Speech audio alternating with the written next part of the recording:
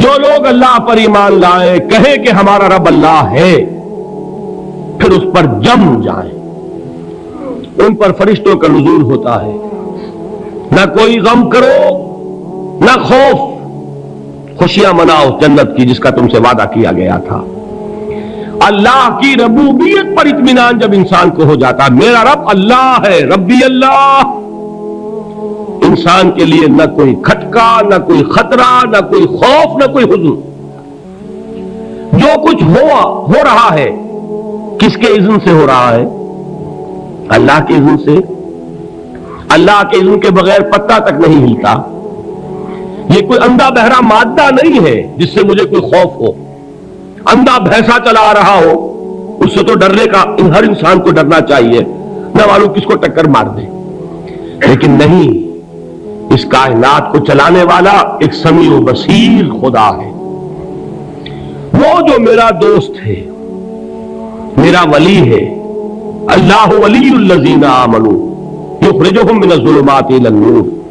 اللہ اہل ایمان کا ولی ہے، ساتھی ہے، پشت پناہ ہے، مددگار ہے، حمایتی ہے۔ بتائیے جسے یقین ہو جائے کہ اللہ میرا مددگار، اللہ میرا محافظ، اللہ میرا پشت پناہ، اللہ میرا حمایتی، اس کے لیے کوئی خوف ہوگا؟ اس سے کوئی ڈر ہوگا؟ میں مثال دیا کرتا ہوں ایک بہت سادہ، پنجاب کے دیہات کی۔ وہ بڑا چودھری ہے اور کوئی غریب کسان ہے۔ اس غریب کسان کے جانوروں کو ہر وقت اندیشہ ہوگا چوری کا، کوئی میری بھینس کھول کر نہ لے جائے، کوئی میرا بیل کھول کر نہ لے جائے۔ لیکن جس کے بارے میں یہ سب کو معلوم ہو کہ وہ جو بڑا چودھری ہے وہ اس کا دوست ہے، اس کی بچیا کو کوئی خوف ہوگا؟ اس کی بھینس پر کوئی ہاتھ ڈالے گا؟ اسے کوئی اندیشہ ہوگا؟ نہیں۔ کیوں؟ کہ وہ بڑا چودھری، بڑا اس کا یہاں کا سردار، جاگیردار، سب کو معلوم ہے وہ میرا دوست ہے، کوئی میرے خلاف اقدام نہیں کر سکتا۔ اس دنیا میں یہ چھوٹی سی بات اگر آپ کے دلی اطمینان اور سکون کا باعث بن سکتی ہے تو ذرا تصور کیجئے۔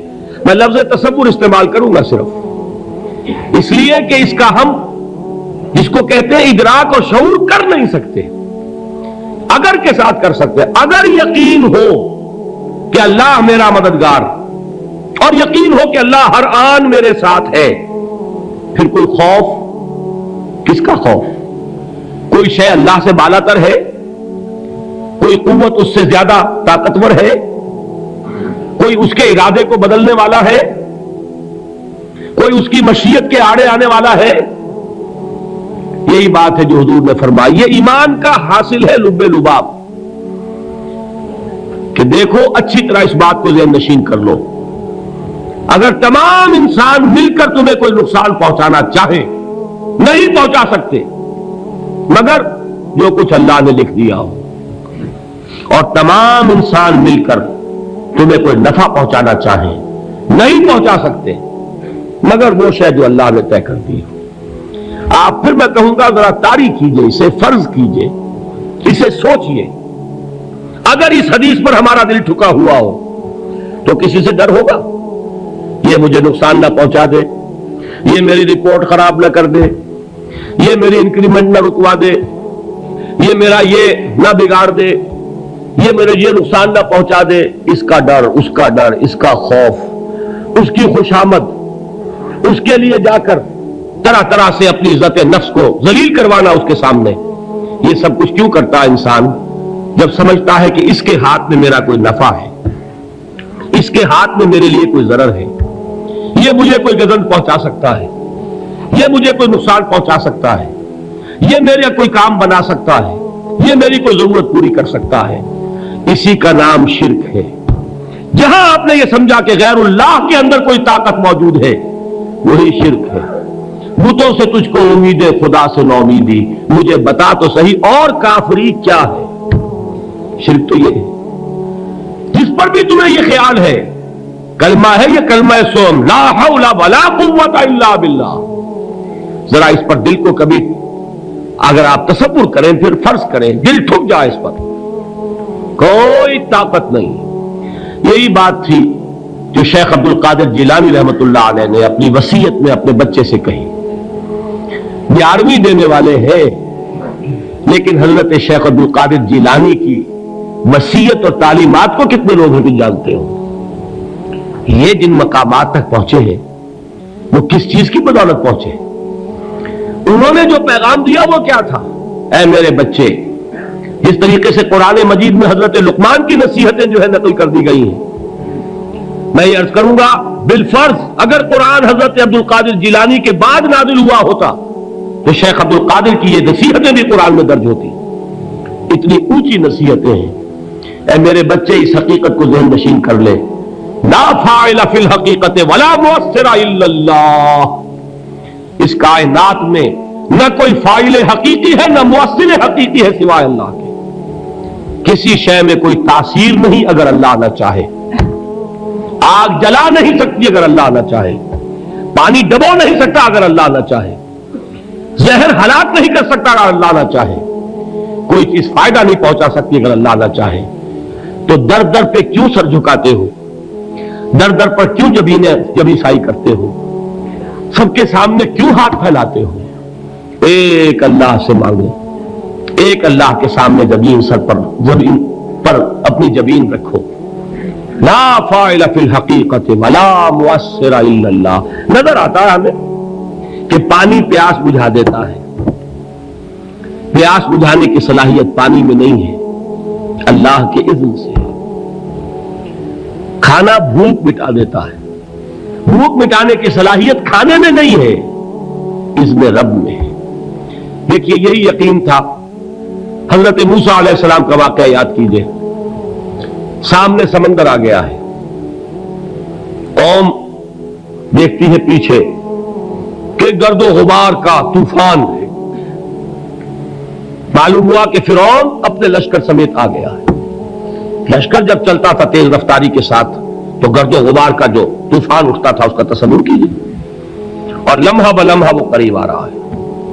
پوری قوم نے کیا کہا؟ اے موسیٰ انا لمدرکون، اے موسیٰ ہم کو پکڑے گئے. قرآن مجید میں تو یہاں وہ باتیں نہیں لکھی ہیں، لیکن تورات میں یہ درج ہے کہ بنی اسرائیل جھگڑنے لگے، دست و گریبان ہو گئے موسیٰ کے ساتھ. موسیٰ ہمیں یہاں مروایا لا کر، اس سے تو ہم ہی بہتر تھے. وہاں کھانے کو ملتا تھا، زندگی تو تھی، بیگار ہم کر رہے تھے، موت تو نہیں تھی. اب جو کچھ ہوگا اس کا تصور کرو، جس طریقے سے ہمارے ٹکڑے اڑائے جائیں گے. تو لڑ رہے ہیں حضرت موسیٰ علیہ السلام سے. یہ تورات کی تفصیل ہے. قرآن میں صرف اتنا آیا ہے، پریشان ہو کر انہوں نے کہا انا لمدرکون، موسیٰ ہم تو پکڑے گئے. اس وقت موسیٰ کا جواب کیا ہے؟ کلا ان معی ربی سیہدین. نہیں، میرے ساتھ میرا رب ہے، وہ راستہ دے گا. بتائیے کہاں راستہ نظر آ رہا ہے؟ یہ ہے ایمان بالغیب. راستہ نظر نہ آئے تب اللہ پر یقین ایمان ہے. جیب میں پیسے ہوں اور تب دل کو اطمینان ہے تو ایمان کس پر ہوا؟ پیسے پر، اللہ پر نہیں. جب وسائل و ذرائع نہ ہو اور پھر یقین ہو کہ اللہ مسبب الاسباب ہے، وہ اسباب کا پابند نہیں ہے، وہ اسباب کا محتاج نہیں ہے، اسباب اس کے محتاج ہے. اگر یہ یقین ہے تو اللہ پر ایمان ہے. یہ نہیں ہے تو تمہارا ایمان اسباب پر ہے، وسائل پر ہے، ذرائع پر ہے، مادیات پر ہے، اللہ پر نہیں. اس وقت کہاں راستہ تھا؟ کوئی راستہ تھا؟ سمندر ہے اور ادھر سے لشکر آ گیا ہے. کلا ان معی ربی سیہدین. اب دیکھیے ایمان کہہ دینا آسان ہے، ہوا معکم اینما کنتم، جہاں کہیں بھی تم ہوتے ہو اللہ تمہارے ساتھ ہوتا ہے. لیکن اس کا یقین قائم ہو جائے تو زمین و آسمان کا فرق واقع ہو جائے. یہی بات ہوئی حضور کے ساتھ. غار ہے، چھپے ہوئے ہیں محمد رسول اللہ اور آپ کے وہ یار غار ابو بکر صدیق رضی اللہ تعالی عنہ. اقبال نے حضرت ابو بکر کی شان میں چند اشعار کہے صرف، لیکن واقعہ یہ ہے کہ بھاری بھاری نظموں پر اور قصیدوں پر بھاری ہے. طویل ترین نظمیں اور قصیدے ہوں ان پر بھاری ہے.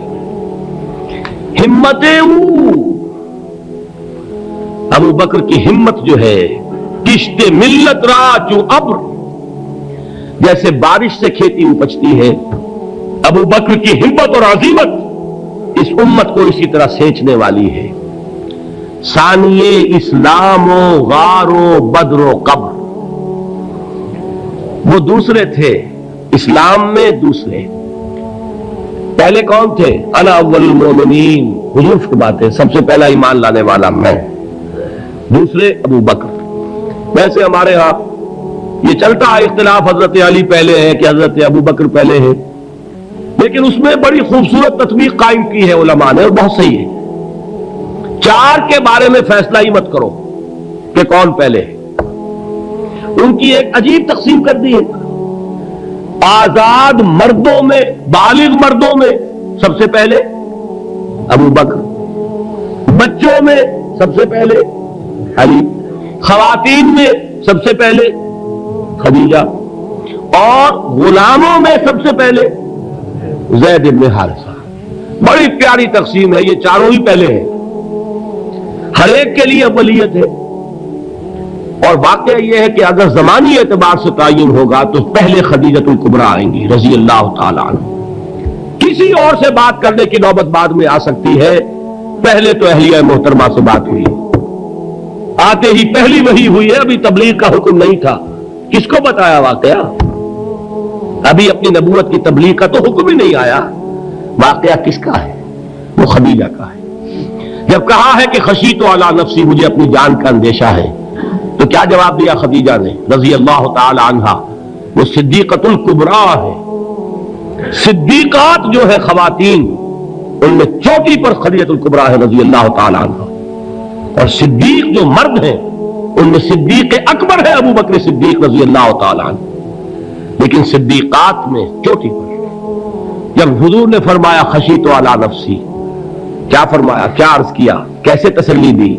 نہیں نہیں، اللہ آپ کو ضائع نہیں کرے گا، آپ غریبوں کے ہمدرد ہیں، آپ مساکین کے تکالیف رفع کرنے والے ہیں، آپ بیواؤں کی سرپرستی کرتے ہیں، آپ مسافروں کی خدمت کرتے ہیں، اللہ آپ کو ضائع نہیں کرے گا۔ یہ یقین ہے اس خاتون کے اندر۔ خیر وہ ایک علیحدہ بات ہو جائے گی۔ میرے دل پر حضرت خدیجہ رضی اللہ تعالی عنہ کی شخصیت کا بڑا گہرا نقش ہے، جو وہ کوئی اور ہی وقت اور موقع ہوا تو بیان ہوگا۔ بہرحال اقبال نے ایک مصرے میں جو چار اولیتیں جمع کر دی ہیں، ہمت او کشت امت را چو ابر، ثانی اسلام و غار و بدر و قبر۔ اسلام میں حضور کے بعد پہلے کون؟ ابو بکر۔ غار میں حضور کے ساتھ کون؟ ابو بکر۔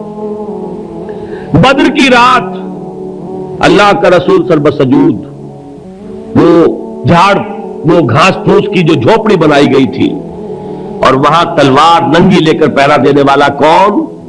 ابو بکر۔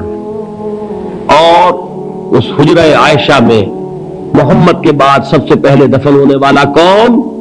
ابو بکر رضی اللہ تعالی عنہ صلی اللہ علیہ وسلم۔ وہ جو معاملہ میں سنا رہا تھا غار ثور کا، حضرت ابو بکر بھی حضور کے خیال سے لرز گئے ہیں۔ آپ کو یاد ہوگا کہ جا کر پہلے تمام جتنے سوراخ تھے انہیں بند کیا ہے، ایک سوراخ رہ گیا تھا جس کو بند کرنے کے لیے کوئی کپڑا نہیں تھا، وہاں اپنی ایڑی رکھی ہے، تب کہا ہے حضور سے تشریف لائیے، اور اپنے زانو پر حضور کو لٹایا ہے، اور وہاں کسی موذی جانور نے کاٹا ہے، حضور کی آنکھ لگ گئی تھی اس وقت، اس بل کے اندر جو بھی بچھو ہے کیا ہے واللہ عالم، اس نے کاٹا ہے، اس کی تکلیف کی وجہ سے ابو بکر کی آنکھوں سے آنسو ٹپک گئے، حضور کے چہرے مبارک پر پڑے ہیں کہ حضور جاگے ہیں، معاملہ کیا ہے؟ ایڑی نہیں ہٹائی وہاں سے، مبادا وہ جانور وہاں سے نکل کر محمد الرسول اللہ کو کوئی گزن پہنچا دے، ابو بکر کی ایڑی ہے، جس طرح چاہے کھا لے، ختم کر دے، جان نکل جائے تب کوئی آنچ آئے، محمد پر تو آئے، لیکن جیتے جی نہیں۔ وہ ہے ابو بکر۔ حضور کے خیال سے اس وقت حضور نے پھر اپنا لعاب دہن لگایا ہے، اور اس سے پھر آپ کی تکلیف ختم ہوئی۔ جیسے خیبر میں حضرت علی کی آنکھ دکھ رہی تھی، اس کو جو شفا حاصل ہوئی وہ بھی حضور کے لعاب دہن سے ہوئی۔ تو بہرحال اس وقت انہوں نے کہا ہے کہ اے نبی یا رسول اللہ، اگر اس وقت ان میں سے کسی نے غیر ارادی طور پر بھی اپنے قدموں کی طرف جھانک لیا تو پکڑے جائیں گے۔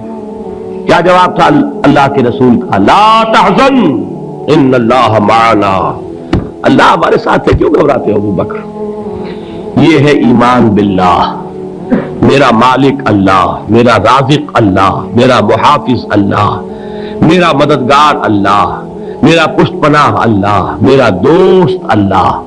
یہ دوستی ہے اللہ کی جو لب لباب ہے، حاصل ہے ایمان کا، اسی کا نام ولایت ہے۔